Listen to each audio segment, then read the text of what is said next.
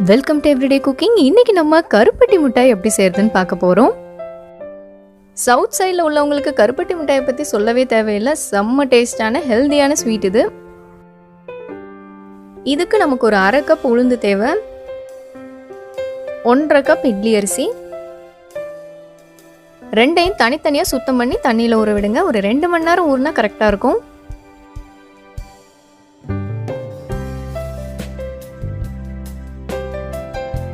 இதோ ரெண்டும் நல்லா ஊறிடுச்சு. ஃபர்ஸ்ட் உளுந்து அரைச்சிடலாம்.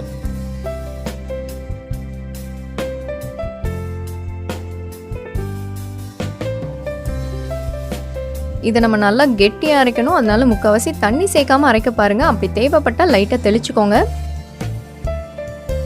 மாவு இந்த மாதிரி கெட்டியாக இருக்கணும்.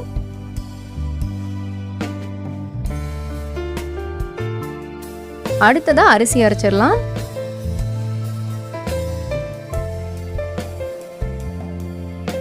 அரிசியையும் நம்ம கெட்டியாக தான் அரைக்க போகிறோம். அதனால கொஞ்சமாக மட்டும் தண்ணி விட்டுக்கோங்க. அரிசியும் நல்லா இங்கே அரைப்பட்டுருச்சு. இப்போ இதை உளுந்தோடு சேர்த்துடலாம். இதோட மாவுக்கு தேவையான அளவு உப்பும் சேர்த்து நல்லா கலந்து விடுங்க.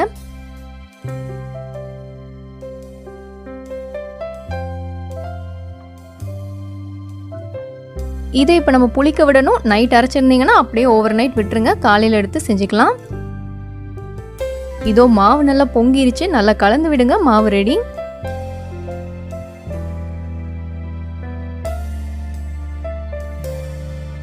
ஸோ மாவு ரெடி. இது ஒரு பக்கம் இருக்கட்டும். அடுத்ததான் நம்ம கருப்பட்டி பாகு ரெடி பண்ணிக்கணும். கருப்பட்டி ஒரு 1/4 கிலோ அளவுக்கு எடுத்துக்கோங்க. இதுக்கு ஒரு 1.5 டம்ளர் அளவுக்கு நீங்கள் தண்ணி ஊற்றலாம். இப்போ கருப்பட்டி கரைஞ்சி நல்லா கொதி வரணும்.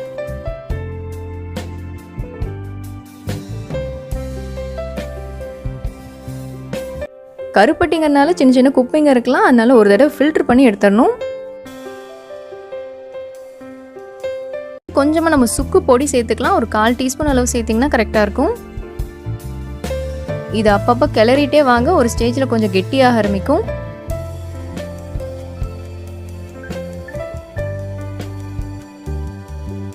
இப்போ பதம் பார்த்துடலாம். இந்த மாதிரி தொட்டு பாருங்க. நூல் மாதிரி வரணும். இந்த பக்கம் வந்தோடனே நீங்கள் இதை ஆஃப் பண்ணி இறக்கி வச்சிடலாம்.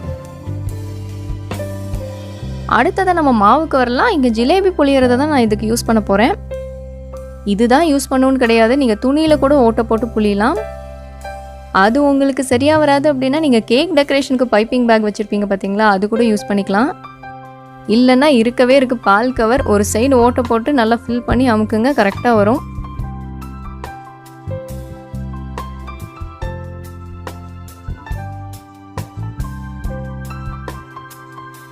இப்போ நல்லா சூடான எண்ணெயில் இதை புளிஞ்சிடலாம். இது ஜிலேபி புளியிற மாதிரி தான், பட் கொஞ்சம் நீளமாக புளியணும், அவ்வளோதான். எண்ணெய் நல்லா சூடாக இருக்கணும். அதே சமயம் மீடியம் ஃப்ளேம்லேயே வச்சு குக் பண்ணுங்க. 2 பக்கமும் திருப்பி போட்டு நல்லா வேக விட்டுடுங்க.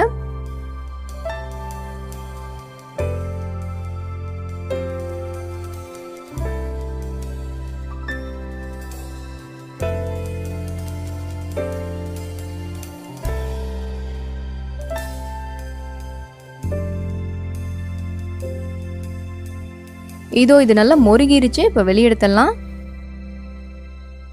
இது அப்படியே நம்ம கருப்பட்டி பாகில் நினைக்க போகிறோம். ஒவ்வொரு சைடும் ஒரு 30லேருந்து 40 செகண்ட் மட்டும்தான் வச்சு எடுக்கணும்.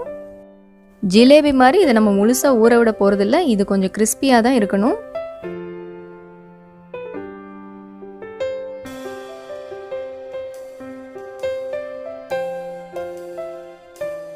ஸோ இதோ நம்மளோட கருப்பட்டி மிட்டாய் ரெடி. தெக்கத்திக்காரங்களுக்கு இந்த கருப்பட்டி மிட்டாயை பற்றி சொல்லவே தேவையில்லை. மீதி எல்லாரும் கண்டிப்பாக ட்ரை பண்ணி டேஸ்ட் பண்ணி பாருங்கள். செம்மையாக இருக்கும்.